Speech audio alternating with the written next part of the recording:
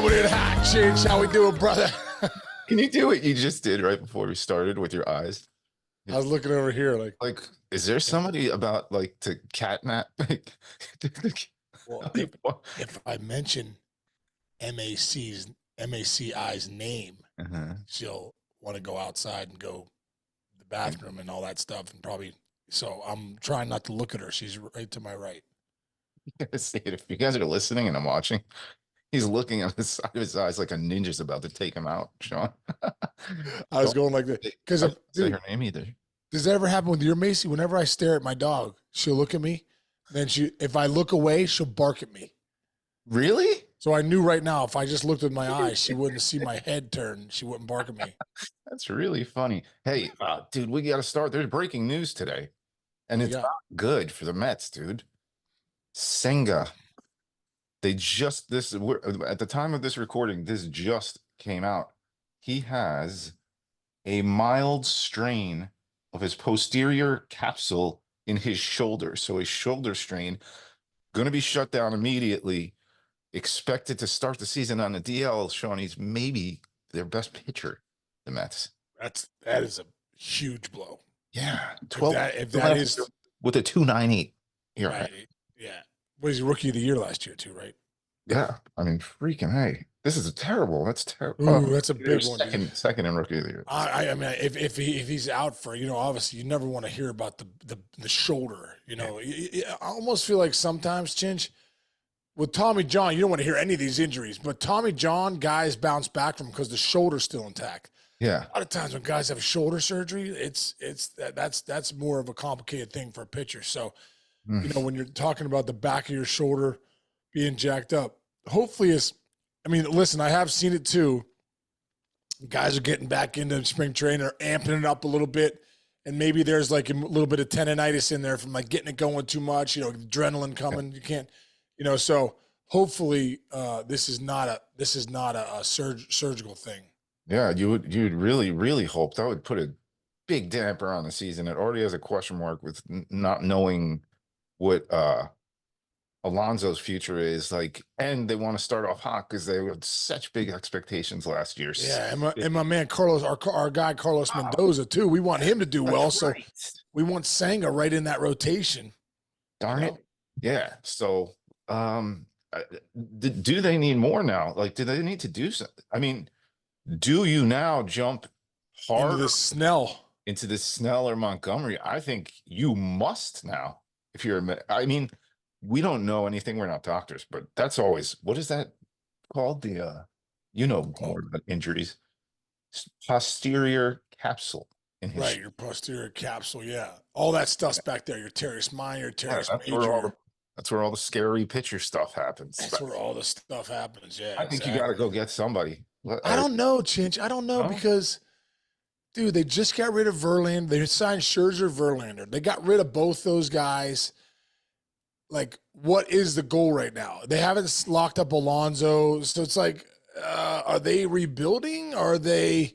I don't think with Stevie Cohen being your owner, you're ever going to be rebuilding. True. But you wonder, like, are they like? Do they want to give a long-term deal to Snell? Maybe not knowing where they are right now. With Senga going down, does that make it even more of that? Like, hey, listen, we're going to take a break here for a second and get things right, see what happens with Alonso and stuff. So who knows? I just know that Senga going down, if he goes down for a long period of time, is not a good thing for the Mets. Yeah. You know what they do need? They need a resurgence from Severino. Don't forget, your boy was with the Yankees last year, just moved into Queens. That could be huge because a good Luis Severino is as good as anything in the game. Yeah. Dude, Chinch, one thing I was surprised with Severino. Yeah. Even though he had a 6.5 ERA or whatever, he still has nasty stuff. Nasty stuff. I think that, his location wasn't good. He wasn't really throwing that slider with conviction. The ball was up a lot. But you look up at the radar going 97, 99. You're like, how are people just locking this guy in? It's crazy. So like when they signed Severino out there in New York, I'm like, I think it's a great sign. It's definitely a great sign. Great flyer, know? I'm going to quickly too, and then we'll move on to our next subject. We got a lot to talk about here, but let me just rip through their projected lineup because it's Nimmo, McNeil, Lindor, Alonso, Marte, DJ Stewart 6, Francisco Alvarez, who could be awesome, is your 7-hitter right now. Then Batty 8, and you got Bader 9. You have a complete lineup. That's one of the better, most complete lineups in a That's a great lineup, man. That's a great lineup. But we all know that you win on the bump. You know what I mean? At the end of the day, you gotta have starting pitching. So, but yeah, that's a great lineup, Chinch. You're right. Top to bottom, I love it. Right. And don't forget they got Sean Manaea, Severino. You got Quintana.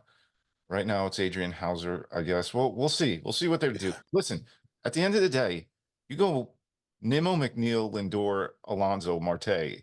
You're going to win some of those games. You're going to put up numbers. Yeah, you're going to win some track meets. Yeah, so maybe you're right. Maybe you do just kind of be patient and see how bad this injury is, and maybe you don't go after. So it's a good question. Good question. It sounds like that sounds to me like Griffey, Dunn, Casey, Kearns. With like, you look out the mound, you're like, uh-oh, we got to score 12 tonight, boys. Let's buckle up. How good was that? Wait, who'd you bat in front of and behind mostly? Well, it depends. Like at times when I hit third a lot. Griff would hit fourth. Sometimes he'd hit third. I'd hit fourth. Dunner would hit second. I was right in there between 3, 4, 5. Dunner would hit 2 sometimes. Kearns, we were loaded, dude. I can't believe you were a 3-hitter in the major leagues, man. It's ridiculous to me. That's really that's where you want to be, dude. When Judgy was like the 3-hitter, I'm like, that's where I wanted to be, dude. Man. I wanted to be a 3. That's it. Donnie Bates. I don't buy the whole 2, the 2. The only reason I buy it is this. Because last year when I was with the Yankees and our lineup wasn't that good, you wanted Judge to almost lead off because you're like, when you flip that lineup around when in that 9th inning, when you're coming up, you're like, oh my God, you don't want to look up and go, Judge is lined up for 5th in this inning. Like you want to be like, he's lined up to hit 3rd. Let's go. That's the logic. That's logic. But I like 3, man. Number 3. Yeah, dude, 3 is legit. Especially when you got now you got a guy like Juan Soto, sitting there, who gets on base a ton. Yeah. That makes sense to him to sitting in the 2-hole with Judgy in the 3-hole. Now you got to pitch to both of them. Yeah, now you're not scared of whoever's going to come up in your 2 spot because it's either going to be Judge or exactly. And Judge in the 2-hole, you put somebody on base in front of Judge. Now now you got to start pitching to people. You can't just put him on, then Judge on. Now you got Rizzo. Now you got LeMahieu. Now you got Glaber. Yeah. I mean, dude, they got some thunder in that lineup now. They do. All right. Well, actually, you know what? Let's stay on that. We're going to flip-flop topics, but dude, the top players, what is it? Yeah, top 100 right now. Top 100 MLB right Network. Now. You got the list, right? Yeah, they do a great job. Yeah, I did 2 of the shows too. I did 21 through 40 and 41 through 60. Yeah. Okay, but you're fired up about the top 5, I think, or top 3. Yeah, well, even like the top 7, because we were just talking about Soto. Right. Yeah, let's do that. They have Soto at 7 and Judge at 3. So the Yankees have 7 and 3 as the 2 3-hitters in their lineup. Unbelievable. 7 and 3 best players in the game.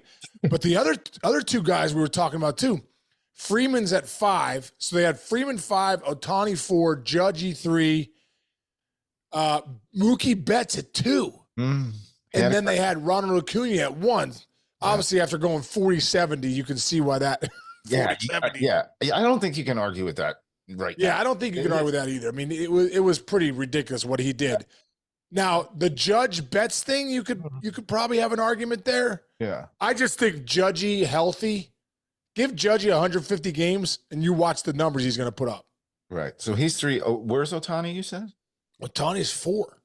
Can a DH be the 4th best player in Major League Baseball? Well, I think the big reason is you're still looking at Ohtani as a starter. I know he's not going to be ready this year, but you don't give a guy $700 million thinking he's going to be a DH. No, I mean, over the course of time, I mean, forget it. He's not like, I don't even know if there's going to be a category for him. If he does come back as a pitcher and does all the stuff he did as a pitcher, we're talking about the greatest baseball player that's ever lived in the history of baseball. Hands down. Maybe one of the greatest.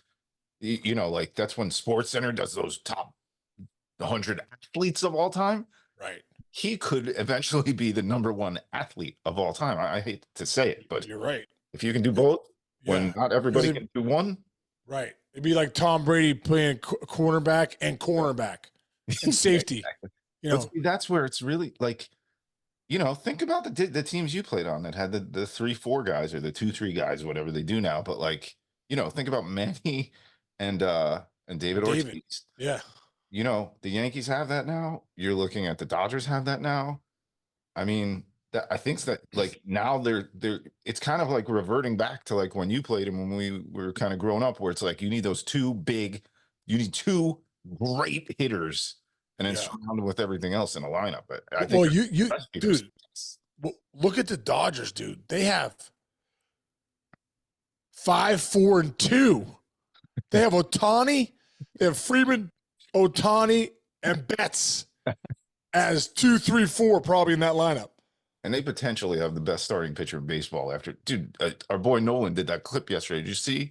No, I didn't see it. VP I was talking about? Oh, Yamamoto. Dude, like, it's unbelievable how good he is. That team is, and you know what I noticed too? We put that clip out. The Dodger haters they're coming. They're coming. Are they? Yeah. People are like, oh, already the most overrated team. Oh my God. Right. That's the new Yankees of the 2000s. The new evil empire or whatever you want to call it. You need like a cool West Coast name for evil empire. They're like Cobra Kai or something. That's a good pull, right? The Cobra Kai of the That's great pull, because that was when Johnny comes down in his motorbike with all his guys, Dutch and those guys, and they're like, yes. I said he's had enough, man. Remember when Johnny, he's like, I'll tell you when he's had enough, man. Remember he takes the radio, he's like, you want it? You got it. And he pushes Daniel LaRusso. Yeah, I heard a reference to the original a couple of days ago, and me and Jess were like, let's watch the original Karate Kid again soon. It's so good, dude. It's incredible. Give a body bag, Johnny. Give a body bag, Johnny. Yeah. Remember when he pulls over the one guy? He's like, sweep the leg. He's like, but Sensei, I could beat this guy. I don't want him beaten. I want him out of commission. How great! It's one of the greatest movies ever, dude. It's really one of the greatest movies ever. LaRusso's gonna fight. When Daniel LaRusso's gonna fight, yeah. Dude, that's the greatest. When Mr. Miyagi does that, one of the great scenes too is also the Halloween scene when he's in the shower. Oh my God! He turns the water on. When Johnny's smoking some weed in the freaking bathroom, pours the hose on him. Yes. And he comes flying out, and then they throw him down the hill, and that's when Mr. Miyagi comes out. Miyagi comes out like Spider-Man, dominating people. Golly gee, man, I miss those days. Movies aren't the same as they used to be. I got to say that. No, they're not. Okay, they're not. Okay, one more thing. Nolan Gorman is on your radar. Bless you. Wow, you did the mute button and everything when you sneezed just now. Hey, dude, it's not my first rodeo, bro. Great. He sneezed. I just told you. You might as well have sneezed on camera because we just talked about it for 30 seconds. Thank you. Well, good job. Anyway, all right. Why is Gorman on your radar right now? Oh, dude, Nolan Gorman, I think he's going to have a huge year. I love this kid, man. I was able to, when he was first getting drafted, I did a piece on them on MLB Network. I flew out to Arizona, did a piece on Gorman and Matthew Liberatore, like best of friends. And Liberatore is also in the Cardinals organization. He came over in Randy Arozarena deal, right? So, I've always followed Nolan Gorman, this whole time. So, dude, 23 years old, hit 27 bombs last year in 119 games. He also was talking about how, like, in June, he hit like 2 homers, hit like 143, and he's like, man, I gotta clean it up. Like, I gotta get better at not being so bad for so long. And I think that's the big thing. He still hit 235, I think. The biggest thing about being a young player in the big leagues, Chinch, is learning how to turn around the downturns. The process in life and the process in baseball is never a straight line. There's always downs, ups. It might be straight for a second, and then there's downs and ups. But the biggest thing is how quickly can you turn those downs back to even or ups, right? So, like, you want to hit 300 in the big leagues or you want to hit 280, those downturns can't be 143 for a month. That means 4 weeks you're struggling. It's really got to be 4 days. 4 days. So that if you start turning those weeks into days, oh man, this guy struggled for 6 weeks. Hey, he mentally learned how to struggle for 6 days. And that struggling for 6 days is more about slowing yourself down, knowing that you're anxious if you're out front, letting the ball travel more. I used to say what the greatest advice ever, Don Mattingly used to say, whenever he struggled, he tried to get jammed. He's like, oh, I just tried to get jammed. I'm like, why'd you do that, Donnie? Because I knew I was seeing the ball better. I was seeing it later. That means I was making better decisions. Usually when you're struggling as a hitter, you're living out front too much, right? It's anxious hitting. Your anxious hitting is way out front, right? Where the bat's starting to decelerate as you get out there. So I tell you what, bro, that's a name on your radar. If you're out there for fantasy leagues, all that stuff, Nolan Gorman is going to have a humongous year this year for the Cardinals. I really believe that, man. Nice. Book it. Book it. Next level power. February 22nd, Thursday. That's right. I want to end on a very fun note here. Let's see. Where is it? Somebody just sent another message to you, and you're on, and it confused me for a second. Oh, by the way, too, I wanted to say to all the people that are sending messages for this bat. Yes. Love it, man. Thank you. Keep them coming. They're doing some great messages. Chinch and I are locking in the finalists. So we're really excited. We'll announce it next Monday. Yes, we'll announce it on Monday, so you have the weekend to get through it. Hold on, I gotta find this thing. I almost did a post here. I'm gonna send this baby out. I'm even gonna pay for the FedEx shipping, guys. Wow, I was wondering about that. If you're gonna put me on the hook to ship it, or if you were gonna pay for the shipping. No, I'm gonna pay for it, baby. Hey, all right. So one last thing here, real quick, which is awesome. Teoscar, the Dodgers posted this. Teoscar teaching Ohtani Spanish, and actually, as he's teaching him this, I'm wondering. It seems that Ohtani is so good at Spanish that he probably maybe already knows it. I think he does. I think he's that good. Ready? Stand by. Dile, buenos días. Buenos días. Dodgers. Sí, buenos días, fanáticos. ¿Fanático? Sí, fanáticos. Fans. ¿Fanático? Fanáticos. Buenos días, fanático. Sí. Llama. Hey. Buenos días. Buenos días. Buenos días. There you go. Buenos días, people. How good is that? Didn't he also, Yamamoto was there too, and he's like, hey, buenos dias to Yamamoto. Yeah. Yamamoto's like, dude, there's no doubt. Donnie, I bet you Ohtani's fluent in Spanish, fluent in English, obviously fluent in Japanese. It's incredible. It's incredible. But I love that, dude. That's how you bring. When I saw Teoscar Hernandez do that with Ohtani. That's how you bring guys in, dude. I got a great story with Ichiro. Back in the day when Ichiro was, so huge, Mike Cameron, one of my favorite teammates of all time, dude. Cam's one of the greatest. On my favorite team, the 99 Reds, was our leadoff guy. Center fielder was just a savage, right?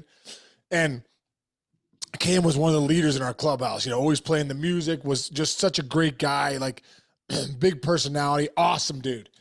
So when he was in the trade for Griffey. So when Griff came to us, Cameron went there, and when Ichiro came in 2001, I was thinking, oh, man, Cam's going to get a hold of this guy. There's no doubt about it.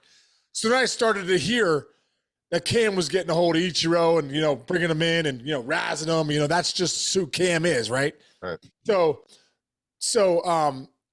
Cam's big thing, man, he'd be like, hey, what's up, Cam? And he'd be like, I can't call it, Case. I can't call it. He would always say, I can't call it. That's just his thing, What's up, Cam? I can't call it. Right. So Ichiro, we're playing the Mariners, yeah, in Cincy, I believe it was. And Ichiro gets a hit, comes to first base, and I'm like, I don't know if he knows English or not. I'm not sure, but I'm like, but I like I said, I don't think he knows English at this point. Right. So I said, hey, Ichiro, way to swing it, or way to swing it, how's it going?